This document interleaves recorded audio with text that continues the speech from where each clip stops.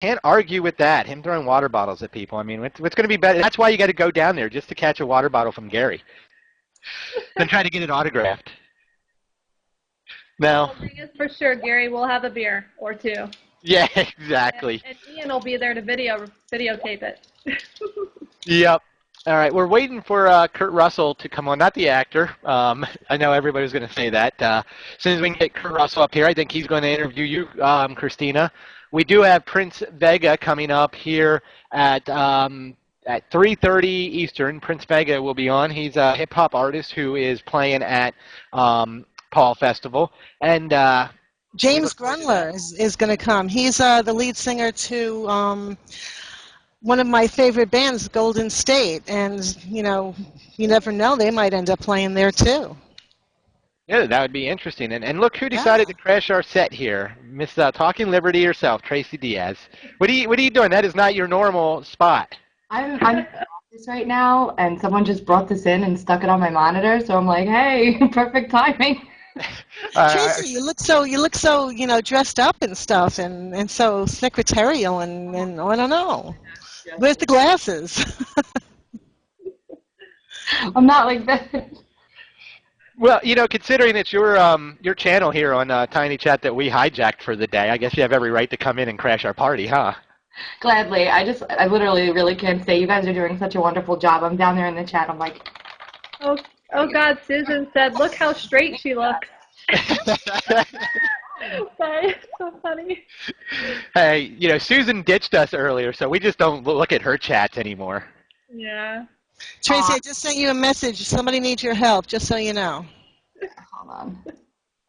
Yeah, Tracy, where are you at? We need to get Kurt Russell on here. He showed up. I pressed the button to add him, and then he disappeared, and I can't figure out where he disappeared to. Not right. No, so we need you. But we do have some great guests coming up. After Prince Vega, our very Deborah Robinette will be coming on. You guys, we're going to get her on camera. She says she hates doing this stuff. She really does, but I think we're going to make it go easy for her. We might pick on her just a little bit, maybe just a tad. But a lot of new people are coming into the chat room as the day comes on. I want to welcome everybody in here, and thank you for being part of this with us. This is our ticket drive for Paul Festival. We have discounted tickets.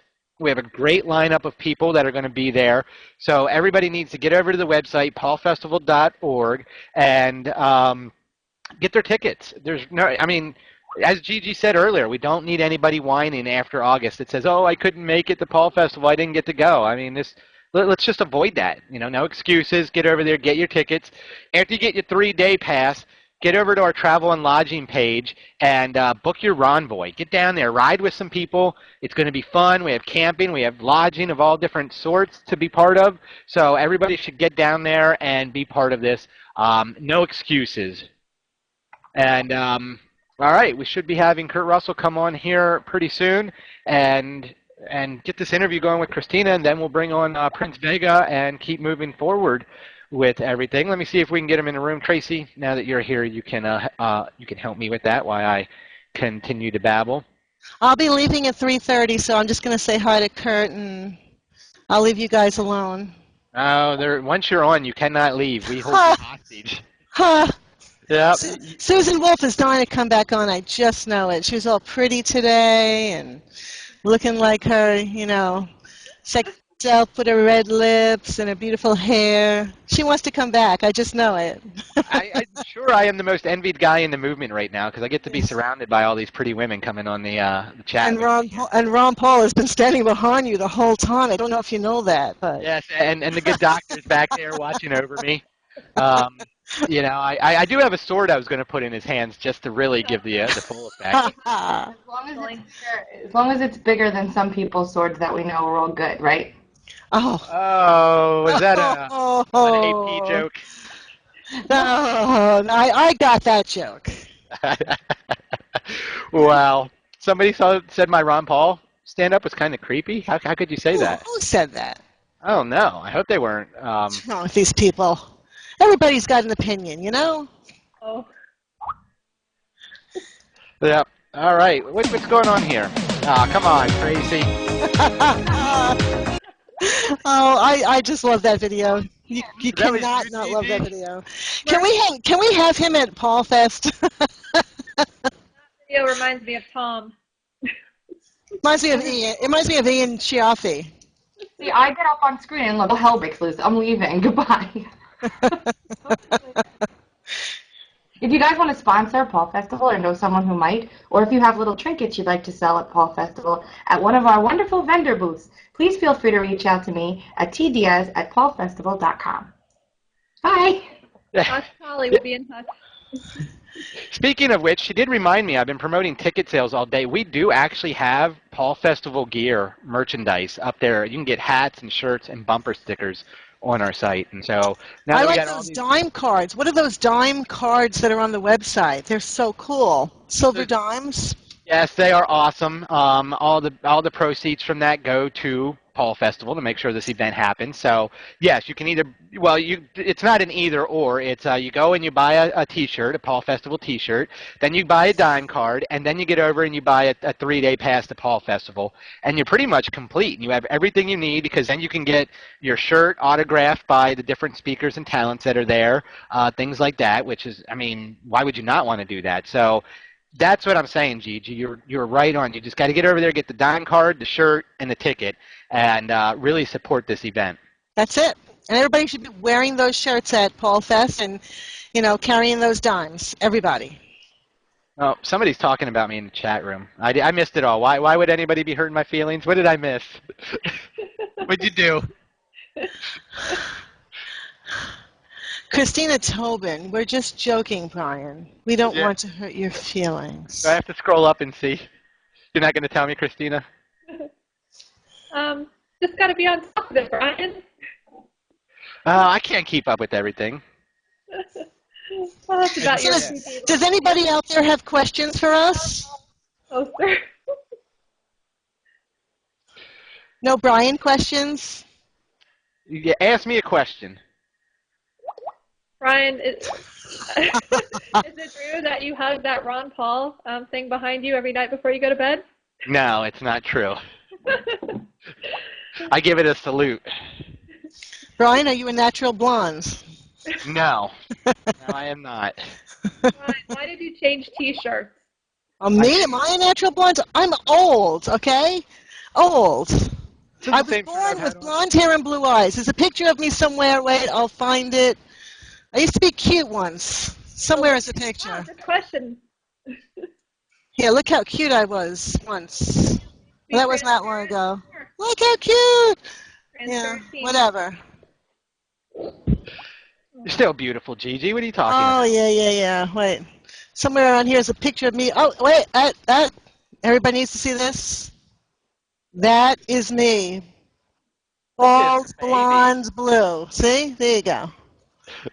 Oh, well. And she's got a good point there. The youth is so important, and that's why we have reached out to bands like the Red Jumpsuit Apparatus. I mean, yeah.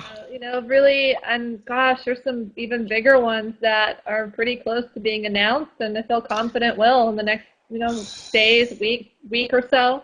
But in any case, the youth is really, I mean, they are so attuned to what's going on and the usage of the internet and technology, and so we really feel it that this event, Paul Festival, is. And not only does it have these dynamite speakers that can inform everybody, but really the youth is the heart of who can really change, and make America a great place. And so I just think it's really great that we have really great bands, Rebel Inc. and so on, a part of this event, and it's really going to draw in a lot of different ages, especially 20s to 30s. It'll be a lot of fun. Beer gardens and cool and chill and tents and beer gardens again, yes. So. And everybody's got to have their Paul Festival shirt to go with it. That's right.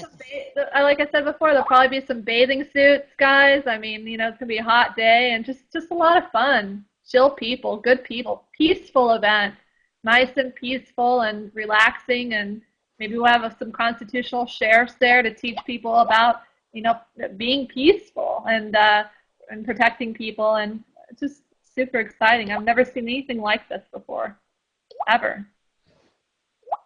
Yeah, it's going to be awesome. And, we had to remind everybody early on, especially the RNC, who maybe that's what I'll do in a few minutes, is tell you that wonderful story of all we went through with the RNC. But I had to remind everybody on that this is not a protest. This is a celebration. This is a party. This is for fun. This is not rebel rousing. Although, if I know the movement as I do, there might be a little bit of rebel rousing going on, but that's not the intent. This is definitely to have fun. This is why we have the speakers and the performers that we have coming there. It's why we have the beer garden and all that stuff. So, when we look at this, we are out there to celebrate. We're to celebrate all the hard work that everybody in the movement has done in the last last 4 years, particularly since 2008. But obviously, Dr. Paul's birthday is a couple days before that, so we want to make sure that we give a big celebration for that. So this is, once again, plenty of reasons to go down there and have fun, as you're pointing out, without a doubt. I mean, that's what it's all about. And if you're not having fun in politics, then you're just not doing it right. Yeah, don't forget the kids too, the youth. We've got a person working full-time on kids' activities. Bryan, do you have more details on that as well? I mean, all ages. We'll get Deborah Robinette on here a little later on. She can talk about the kids' activities. I am not up to speed on that, and I don't want to show my ignorance. Now you both are laughing at me. That's good. That's good news. Yeah, the RNC, as we wait for our next guest, most people out there probably know some of this story, but really give the full story. We actually started organizing this late last year, and it kind of really started taking off at the beginning of this year, right around February, and got on a call. And we originally wanted to do it somewhere in the country, like Nevada or something like that. And somebody got on the call and said, "Well, the RNC is in Tampa in August. How about doing the festival the weekend before that?" And of course, that was just a brilliant idea. We thought it was a great idea. So we decided to go full force into organizing that. We find the fairgrounds, which is where we'll be now, and contact them, start the process as you normally would. And it turns out that the RNC rented out or took a contract out basically on all venues within about a 30-mile radius of Tampa, all major venues. So what that gave them was first right of refusal. So anybody who wanted to put on an event during the month of August in Tampa, we pretty much had to get permission from the RNC. And so the fairgrounds directed us to a website that the RNC, CAO, Committee on Arrangement, COA, had. And in this, you fill out an online application, basically, to say you want to have an event. So we did that. We did that process. And basically, time went by, and there was no word from the RNC. We placed some phone calls. The fair officials were nice enough to give us the information we needed to call the RNC, and so we did that. And with that, they did the normal stuff that the RNC you would expect from the RNC. They really just kept dragging this out. They kept giving us one-word answers. They wouldn't really, we'd ask them questions like, "Well, when do you think you can review our application?" And they would say stuff like, "We can't speak for that. We don't know. It's not a first-come, first-served basis." So we'd get all this talk from them. And this kept dragging on, and then we were told at the beginning of May that they were. Well, we thought we were told that it was released and we could sign for the venue. What the RNC did was tell the fairgrounds that they can negotiate a contract with us, which the fairgrounds did. But then the RNC came back and said, "Wait, you can negotiate a contract, but that doesn't mean we release the venue." So we were a little bit confused. Why would we negotiate a contract if we can't have the venue? And so then we were told a date of June 1st is when they would release. This is after May 1st passed, and we didn't get our answers. And come June 1st, the RNC gave us the same answers. They still haven't reviewed our application. Not sure when they'll get to it. It's not first come, first served basis or anything like that. So we proceeded to start looking for another venue somewhere else outside of Tampa.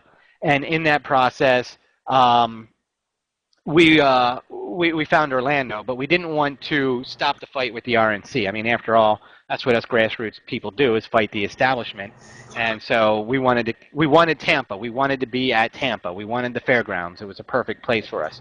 So we kept working it. We went out onto the grassroots and publicly gave out some information to the RNC so people would send emails insisting that they release the venue. So Fairgrounds did a big push to help us with this as well. The Fairgrounds have been very awesome to work with, by the way, and very supportive of this event. And so finally, right around June 10th or 12th, the RNC, sometime after June 1st, the RNC said basically this: they're not going to approve us, but there's a 10-day window where they have the right of refusal, and they're not going to exercise the right of refusal within that 10-day window. Which created its own controversy and problems because everybody kept calling the RNC, all the reporters saying, hey, I heard you released the venue, and the RNC kept saying, no, we didn't release it. And so, you know, all the local papers and all the major papers were saying Paul Festival still didn't have a venue, that the RNC didn't release it. 10-day right of refusal goes by, and I think around June 12th, we finally signed the agreement with the fairgrounds to do this. So we've been trying to put on this venue at the fairgrounds now basically since June 12th in a very short time frame to get this done, and everybody's been busting their butt to make this happen and be part of this. And we have a great team of volunteers that are doing this, and I just can't say enough about all the people that are working with us to make sure that this event happens, and all the great speakers and performers who are you know, taking time out of their schedule on short notice to come and be part of this. It's just awesome all around. So it's been an interesting road to get to where we're at, to say the least. But we are here, we are doing this, and it's just so awesome. I just can't say how excited I am. And now we have this ticket drive going on, and we got everybody, you know, we got the discount on the tickets. So we're trying to get everybody down there and make sure that this becomes the largest festival for freedom the world has ever seen, as we originally wanted it to be. So that is the story in as quick as I could tell it. Hey, there's my friend over there, Kurt Russell. Are you sure that's not Getty Lee? Kurt. Kurt, are you there? Can you hear us? Earth to Kurt. Yes. Can you hear me? Now we can hear you. Pull your microphone away from your mouth just a little bit. You're distorting. All righty. Yep. Kurt, in about 4 minutes, we have a guest coming on. He'll be on for about 15 minutes. That's Prince Vega. And then after that, we will let you interview Christina Tobin. And then after that, we have Deborah Robinette coming on with us. So we got a great lineup coming on here with us. And Gigi will be leaving us, although I told her she wasn't allowed to. Well, I wanted to meet my buddy over there, Kurt Russell, and I'll leave after a few minutes. But I just want to say hi. If he ever gets to talk to us. Actually, we became very quick friends. Well, we can hear him typing. We can't hear him talking now. Kurt, can you hear us? Can, but you won't believe what's... I'm having technical problems here. Believe it or not, there's a Rick Ashley video playing on my... That Rick Astley, he just keeps showing up everywhere. That is a technical problem for sure. Think of Tracy. Somehow she's got something to do with that, I think.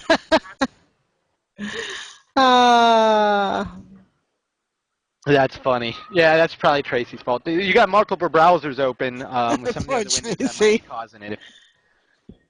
It's probably like a Rick Astley virus. And it's all Tracy's fault. All right. So, Gigi, before you check out, why don't you give the web address to your Liberty candidates? Oh, it's libertycandidates.com.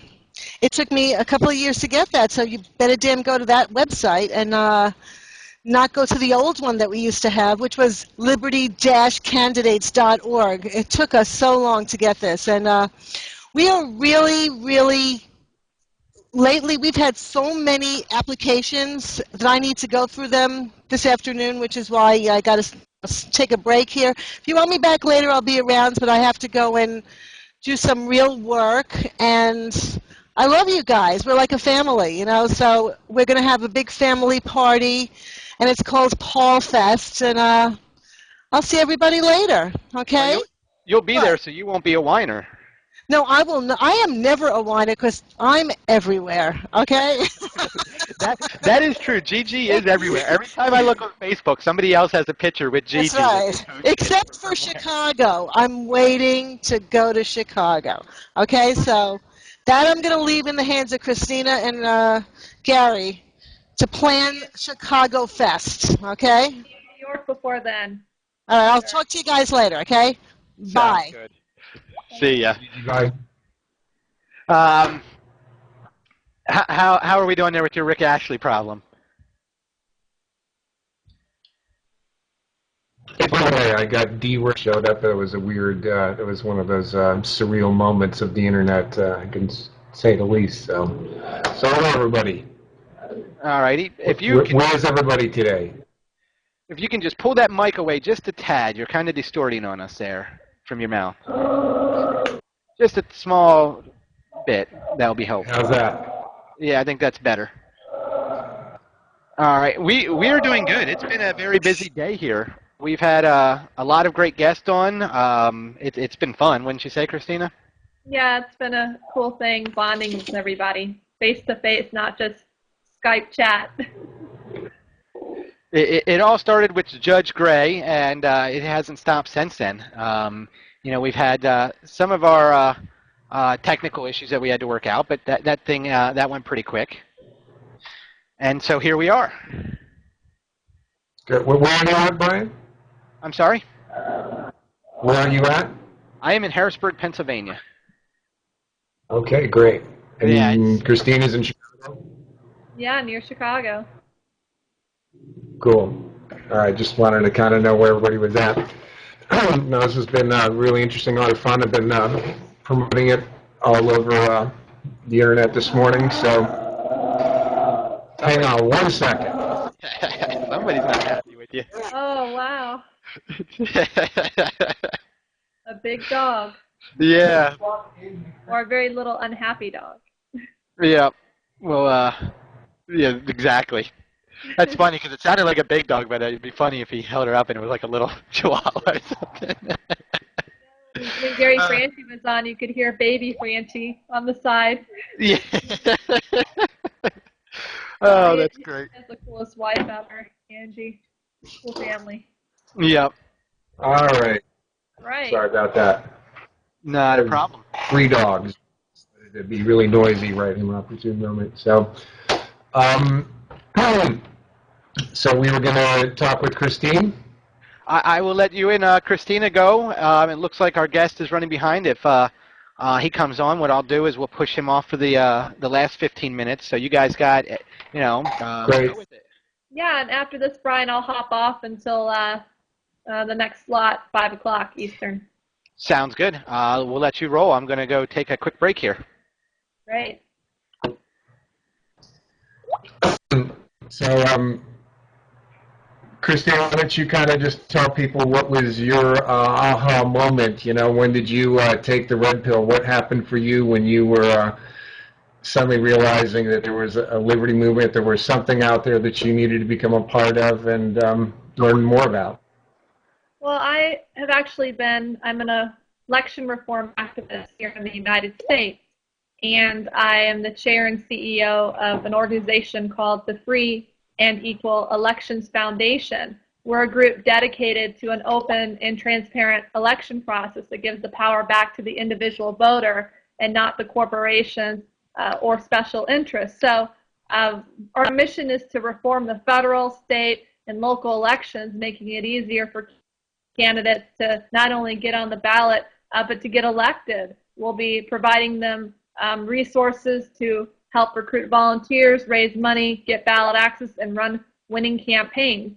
So in the upcoming months, our first major project will be to build a national election base, including the candidates' information on federal, state, local levels. And this information will be easily accessible through Free and Equal's website. I mean, basically, we'll be acting as a one-stop shop for candidate information. And we'll be doing a lot more things in the future, but the reason why we've become personally interested and invested into paulfestival.org, as Free and Equal is the top sponsor for Paul Festival, I'm honored to be one of the organizers and speakers as well, is because this is truly an all-partisan grassroots event, organization, movement. And the leaders and the organizers of this festival are just so dynamite, and we're about uniting people across the spectrum for the bigger cause, and that is making America a better place. That's great. But I was kind of actually just more interested, like, for you personally, like, was this something that happened when you were growing up that kind of got you leading in this particular path or movement, or was it something in college, or? Yeah, I'd be happy. It's actually from my father, Jim Tobin. He's based out in Chicago, and he has been running one of the largest taxpayer groups in America for now 35 years, called Taxpayers United of America. So, mi padre, my dad, he ran for office as governor back in 1998 here in Illinois as a libertarian. He's a libertarian. I'm an independent. And I saw what the two-party system, Republicans, Democrats, in this case Republicans, did to keep him successfully off the ballot. They used taxpayers' resources to illegally knock him off the ballot. And so in 2002, I ran his drive to help gather signatures. I went out and gathered over 5,000 signatures, 5 clipboards at a time, coming back with 300, 400, 500 signatures a day to help get him on the ballot. And I ended up coordinating those efforts, and successfully my dad was on the ballot as the lieutenant governor, that is, for Illinois, for that ticket. And then in 2004, Ralph Nader gave me a call, and I decided, you know, heck, I'm all for, you know, getting any, you know, candidates across the spectrum on the ballot. You know, I led the drive there. And in 2006, got the Green Party on the ballot in Illinois, which was a huge deal. 2008, National Ballot Access Coordinator for Ralph Nader, organized all 50 states nationally, and with a 100% success rate where we had funding, got him on the ballot, 45 states plus D.C., and then started moderating, hosting presidential, gubernatorial debates, kicked off a petitioning company, over 1 million signatures we gathered for candidates across the spectrum, and here we are with Free and Equal. It's just been something that has evolved since I was 18 years of age. I've been working with my dad since I was 11. That's awesome. So, you know, I'm sure a lot of people in the chat room, maybe they're really experienced with the Liberty Movement, but maybe if there's any kind of new people, maybe some of the stuff you were saying about what you went through with your dad might sound a little like conspiracy theorist or whatever, but what were some of those key little moments? Like, what did you actually see face to face where you're like, wow, this is wrong. This is actually suppression. This is something that shouldn't be happening. Like, would you mind sharing, like, maybe 1 or 2 little specific moments where you saw that personally? Sure. I mean, there's quite a few moments. 2004 was a big one when Ralph Nader was challenged to be kept off the ballot. And unfortunately, the system was successful in doing that in Illinois. But in trying to battle that, I found that a lot of the individuals, when signatures are challenged, they're line-by-line challenges. So they have to sit in front. There's a public employee in front of a computer, and there's somebody that is for getting the candidate on the ballot. There's somebody against it, and you challenge, you know, over 50,000 signatures. Ralph Nader, I believe, well, 40,000 submitted for 2004. And I found that a lot of these individuals that came in were full-time state employees. Full-time state employees. One was the right-hand person for the Democratic House leader, still today, Michael Madigan. He's probably one of the worst politicians in the United States, up there with Pelosi and so on, Michael Madigan. So I personally took all my money that I had and sued Michael Madigan personally for using taxpayers' resources to keep a candidate off the ballot. Unfortunately, I lost because I was up against a flawed judicial system. As we know, they're appointed, and judicial, how they're elected for office is anything but pure. But, you know, I wanted to take a stance and say, you know, it's not right to do that, Michael Madigan. And I've seen that, what they did to Ralph Nader, you know, in 2004, the Democrats, to filing 30 lawsuits to keep him off the ballot. Now looking at Ron Paul, what they've done, voter fraud. If the system wasn't rigged, Ron Paul, I feel, would be president. But, you know, in any case, unfortunately, the system does not work. The two-party system does not work. The origins of the foundation doesn't even mention parties. And so here at Free and Equal Elections, we're here to shift the power pack to the individual. and no longer have the special interests control these Democrats, Republicans, from the Pelosi's to the Michael Madikins to the Romneys, Obamas, the Bush. It's got to go. Look where we are today. It's because of these politicians that are in office. Yeah, I completely agree. I mean, so with what you've learned over the years, you know, my God, you started it, you know, as a teenager. You must have a lot of data sitting up in your head there. What are some of the products, what are some of the things, the tools you've learned that you need to do that maybe you could show other people if they go to your website? What are the things that you know that if they're trying to get their candidates on the ballot, themselves on the ballot, what are some of those key things that they should know? Well, I think some of the key things is that Free and Equal, we're going to be launching our state-of-the-art website in the next week or so, and in upcoming months, a national database listing every single candidate running for office. We're also going to be including vetted organizations on the main page, state pages, county, state level, everything of all of our pages through the website as it evolves, you know, from the drug to the war to the food to the electoral. And, you know, our job at Free and Equal, it's a selfless organization.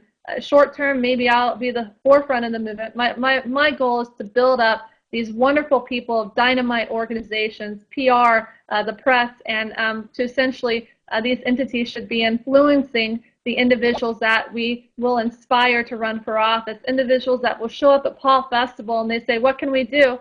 Run for office. I mean, I ran for Secretary of State in 2010 in California as a libertarian. I'm an independent. My race was endorsed by Ralph Nader, Secretary of State electoral, perfect for me. If I can do it at 28 years of age, why can't you? Why can't you?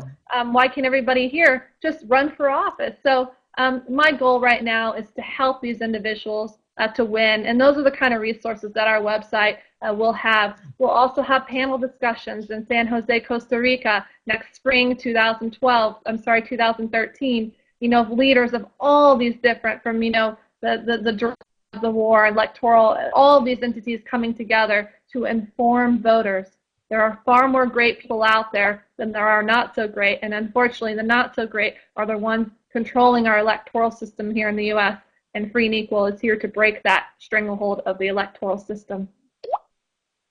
So you guys go all the way down to the grassroots level. Can you help guys, let's say, if they want to just, let's say, become a committee man on the Republican, you know, executive committee or something like that in their local, in their county or something like that? Sure, we're a nonpartisan entity, so we're here to inform, to educate, and we'll have the tools that we recommend that these candidates use.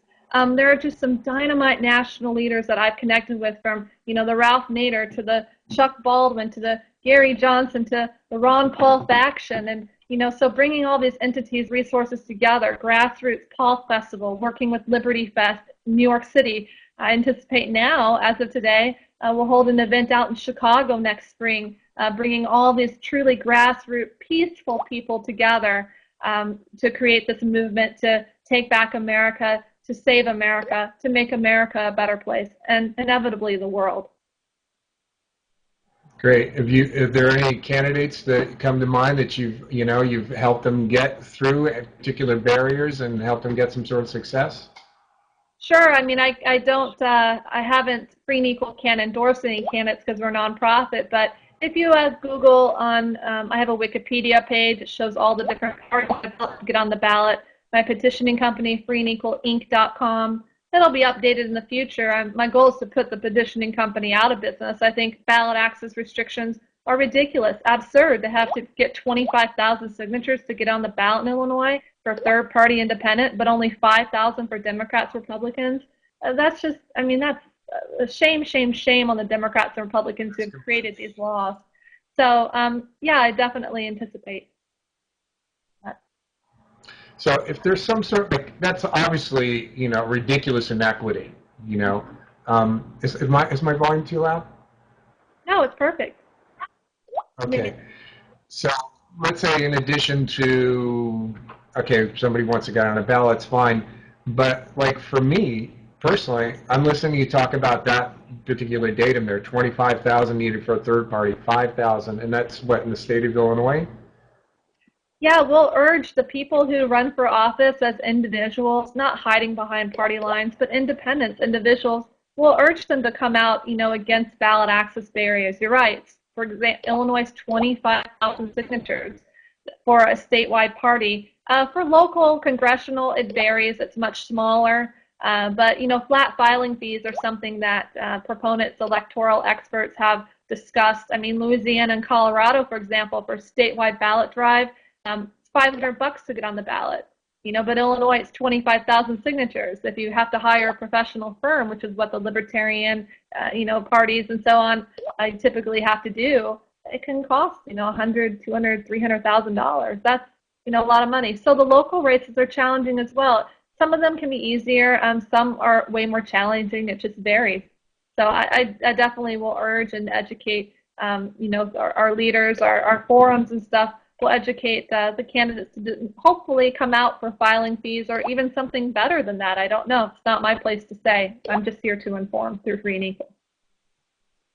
No, that's good, because just like an instant idea I had is necessarily, I don't know if I'd have the time or inclination to run for office, but I might be inclined to, let's say, create a grassroots group to make people aware of like the inequities in that, and what could people do to actually fight that? Could we have people creating groups in their own communities saying, okay, how do they find out about those inequities? How can we attack them? Do we need a lawyer? Do we need money? I mean, I'm just, all of a sudden, this stuff you said has my mind rolling and thinking like, okay, what can I get out there short of, lawyers and monies and change the inequities here?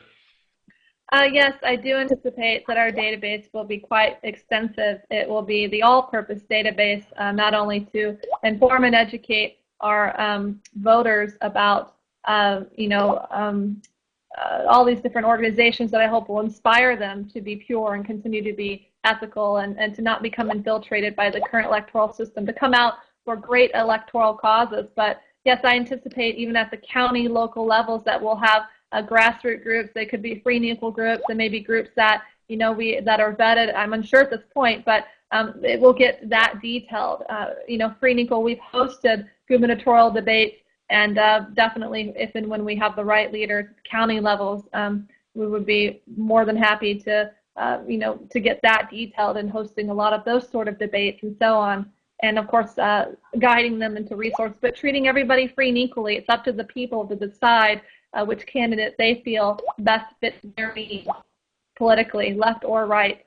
I do see a common denominator between the left and the right. Judge Napolitano, for example, early last year had an interview with Ron Paul and Ralph Nader talking about, things that they have in common.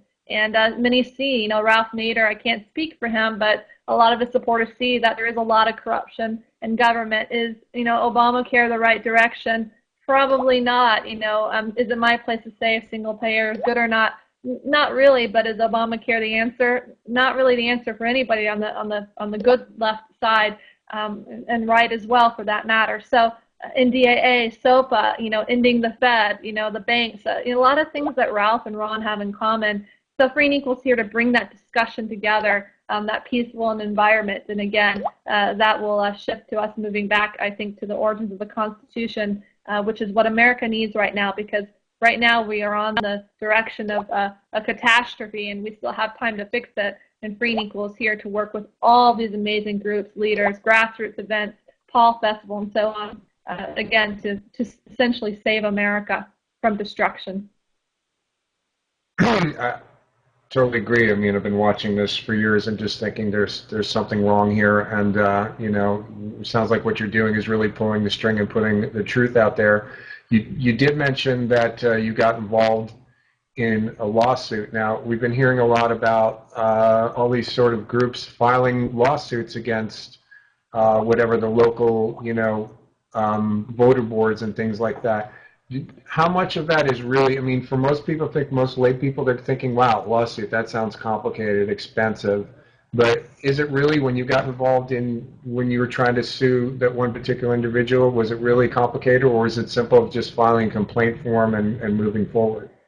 Well, at that time I was a bit more inexperienced. It was 2004, 8 years ago. I was still a bit younger, in my early 20s at that time. What I learned from that was the right thing to do. It cost me about $10,000 of my own money.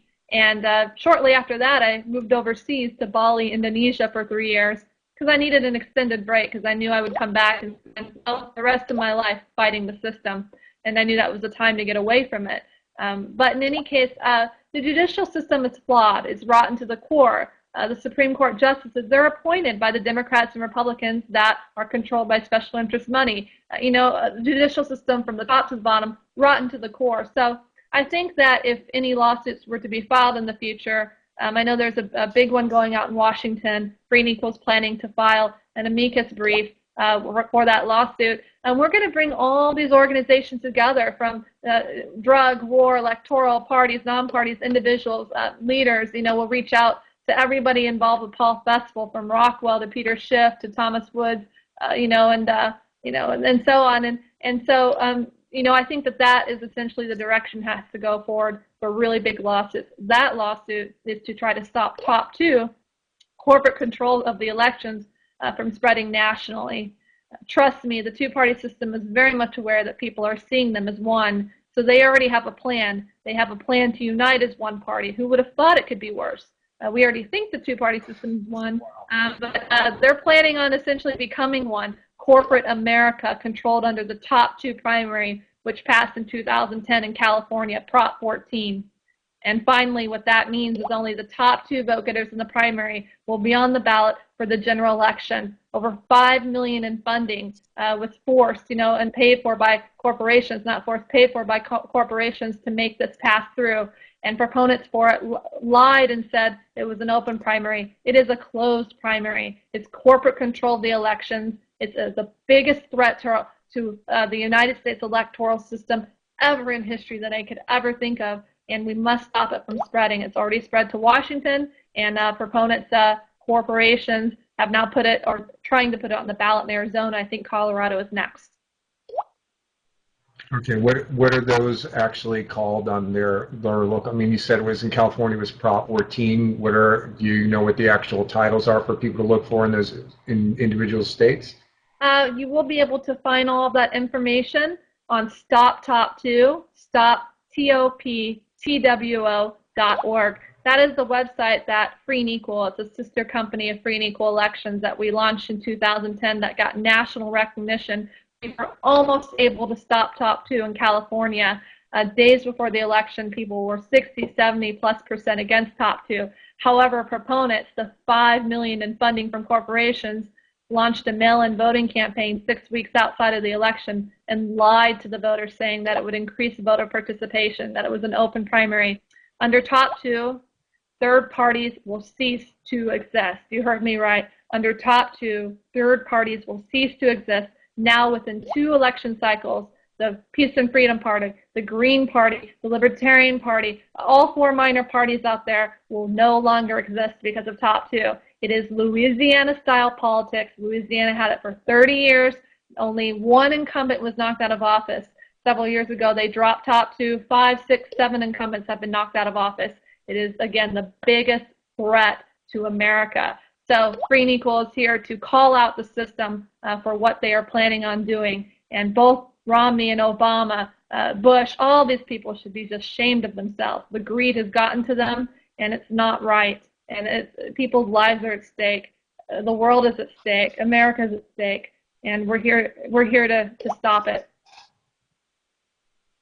So, Christina, can you just tell me kind of briefly, what are some of the mechanics of Proposition 2? What should be people looking for? What is the language that they're using? What is that? Because you know that. They veil their language. They say blah, blah, blah, blah, blah. What it really means is this, right? So when there are people in their other states, what should they be looking for in terms of language mechanics that tells them, wow, this is another Prop 2?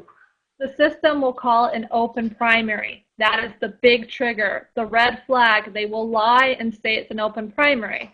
What an open primary means is that, let's say if there's 5 different parties, people can vote for any of those party lines and instead of their own party, which is great. They can vote for any of the 5 party lines, and the top leader of each of those 5 parties advances to the general election. That's fine. I'm totally for an open primary. But top two, Prop 14 California and what's spreading to Washington, Arizona, soon to be Colorado, is not an open primary. It is a closed primary. If there's 5, let's say, individuals that are running for office, the corporations will come in and fund the 2 candidates that they want to have win, and only 2 of those candidates of the 5 parties will advance the general election.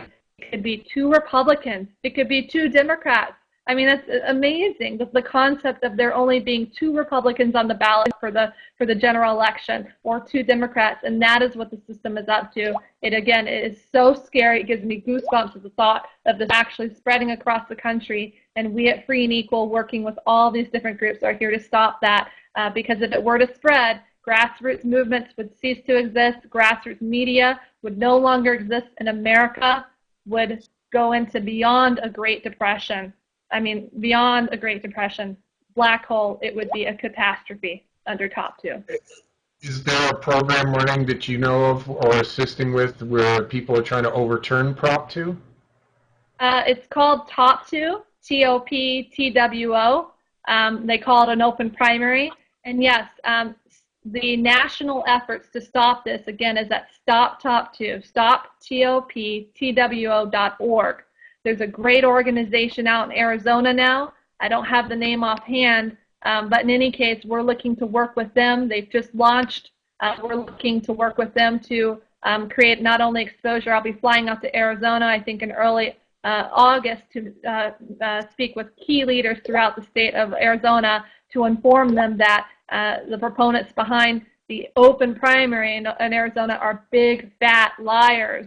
They are dishonest and misleading the public. Not one political scientist in the United States says that top two, in fact, increases voter participation. In fact, it decreases voter participation, which once again is what the two-party system wants. Less voter participation, numbing us even more, making us care less, making us think that there's nothing that can save this world. That's the only thing the two-party system has, you know, that's what they want, essentially. So we look forward to getting involved in Arizona and Washington State with the Supreme Court case as well for that amicus brief. So this is really corporatism. This is really war on people. This is really corporatism coming from a federal level, state level, into your backyard. And, you know, I mean, I wasn't fully aware of this. So I'm glad you've been telling me all about this and everybody else. But that's what it sounds like to me. You know, that these guys are actually declaring a covert war upon, you know, the people and even a local level. Yes, I'm so glad to be here discussing it today on Josh Tolley's show, Reason Magazine. I was even on the front page of the New York Times several days before the actual election, but it was just too late. Again, people came out so vastly against it in California. I spent $10,000 of my measly money up against $5 million in funding corporations. I almost defeated them. They're $5 million. So, you know, the efforts go beyond the dollar. The dollar is, you know, it only goes so far in our movement. It's our heart, our determination, our time, and working with amazing groups that we will be doing in Arizona to stop corporate control of the elections from spreading throughout the United States. So it's again, Paul Festival has been a great prime example of being able to connect with all these really great people, you know, from Peter Schiff to, hey, Bryan Seimon over there, you know, just all these people and informing them of what the system is up to, because, you know, some of the most involved people in this movement have no idea what corporate control of top two is. So it's my role as a leader to create more leaders, not followers. That is a Ralph Nader quote. Sorry, Ralph. Just wanted to give you credit for that. But, you know, in any case, it's my role as a leader to create more leaders, not followers. It's all of our roles within Paul Festival to, as leaders, to create more leaders, not followers, to inspire these leaders to run for office. And that is the only way we are going to save America and the world. Well, I feel a little bit more enlightened from talking to you this morning, Christina. It's actually afternoon now, but where I am. One last question before I want to maybe shift over to the Paul Festival a bit more. But when you've done a little of your research on the Prop 2, have you found a particular string of corporate influence, or is it very broad, or is there like a handful of corporations you can say are the culprits? For top two, again, with Proposition 14 in California in 2010, we call it top two nationally. Yes, I mean, the CEO, Reed Hastings of Netflix, I mean, he put up $500,000 to control the electoral process, to Pacific Life Insurance, to Hewlett Packard. I mean, the list goes on. And again, you can find that at StopTop2, TOPTWO.org. We will be giving that website a facelift in the upcoming weeks, months, and we'll be integrating the efforts going on not only in California, but Washington and Arizona to turn back things at the tide around in California, to stop it, the Supreme Court case, to stop it, from continuing to be the case in Washington, to keeping it maybe off the ballot in Arizona, or at least to keeping the people from voting for it in Arizona. That will be my role, and I will definitely be on my toes to make sure that people are informed earlier on, rather than California, where it was just a little too late by the time the media caught on to it. Well, we're almost at the top of the hour, but I wanted to ask you one last question. Who are you looking forward to most meeting at the Ron Paul Fest? I'm looking forward to meeting a name that has not been yet announced, who's bigger than any of our speakers that have already been announced. And I wish I could say that person today. And it's not Ron Paul. I've already met him. So I look forward to meeting this other big speaker that I hope will be announced in the next couple days. But hey, Lew Rockwell, Lew Rockwell's like that ghost. Lew Rockwell is kind of that ghost. So Lew, you are definitely second in line. So.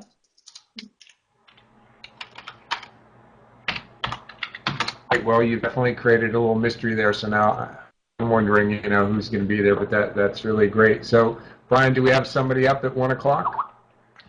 Deb Robinette should be coming on in a few minutes. So you and Christina can continue to chat, and we'll get Deb in here as well. If you'd like. Okay, cool. Yeah.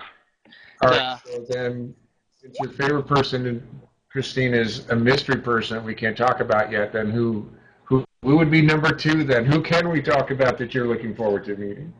Well, seeing that I've already met Ron Paul, if I hadn't, he'd be maybe still number two, maybe one. He'd be definitely runner-up there, one way or another. But as far as our speakers already listed, it would be, as I mentioned before, Lew Rockwell. I think it'd be so cool. I really read a lot, on his website, and I really like what he does. Again, he speaks the truth. It's really cool.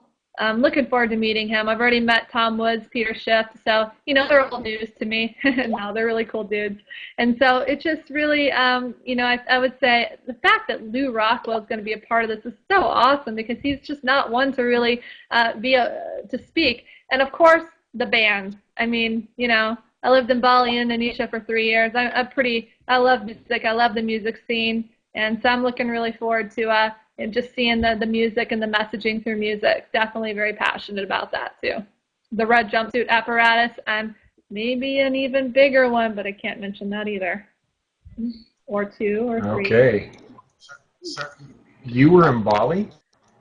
Yes, I lived in Bali, Indonesia for 3 years. So, dan saya bisa berbicara bahasa Indonesia. I speak Indonesian. It's my second language. It is the largest Muslim country in the United States, throughout the world, of course. And but Bali's different. It's primarily Hindu there. So I've met very well connected in Bali, and they are not very big supporters of Obama. Jakarta, not supporters of Obama.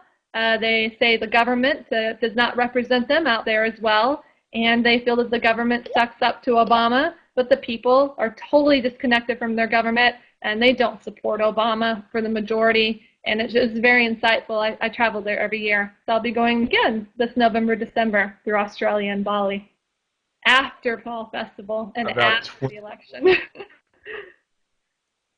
About 25 years ago, I got to go spend a week there, so I'm highly jealous. I mean, we're talking politics of the area, but I just got to go enjoy the Kuta Beach. I'm sure you've got to sit there and watch sunsets on Kuta Beach. Kuta, yeah, I lived in Sanur and Ubud, and Ubud is the central part of Bali. It's very beautiful, very artistic. I've learned a lot from the culture there, and it definitely is a very spiritual world. It's very beautiful and a much-needed break, as I'm sure Bryan and Deb, as we're all probably dragging a little bit here, and we're still 6 weeks out or so, but it's definitely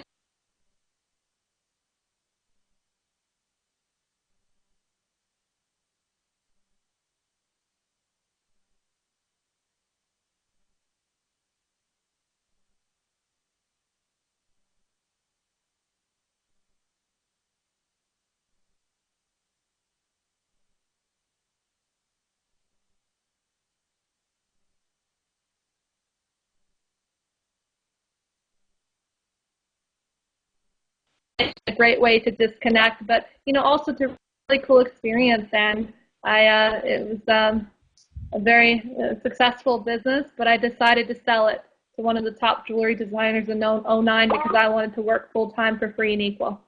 So pretty cool.